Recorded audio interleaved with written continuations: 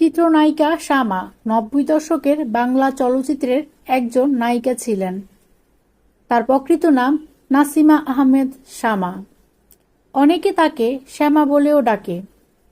তিনি ১৯৭৪ সালের ১৩ই জুন ঢাকার গুলশানে জন্মগ্রহণ করেন। তবে তার পৈতৃক নিবাস হচ্ছে বরিশাল জেলায়। মাত্র ৭ বছর বয়সে বাবার সঙ্গে লন্ডনে চলে যান শামা।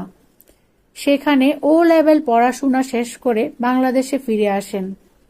বাংলাদেশে এসে এ লেভেল শেষ করেন।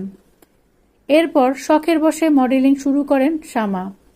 তিনি বেশ কিছু বিজ্ঞাপনে অভিনয় করেছিলেন। তার অভিনীত জনপ্রিয় বিজ্ঞাপনগুলো হচ্ছে গোয়ালিনী কন্ডেন্স মিল্ক, মারবেলন, স্যান্ডেলিনা সোপ ইত্যাদি। শামা যখন মডেলিংয়ে জনপ্রিয় হয়ে ওঠেন, ঠিক তখনই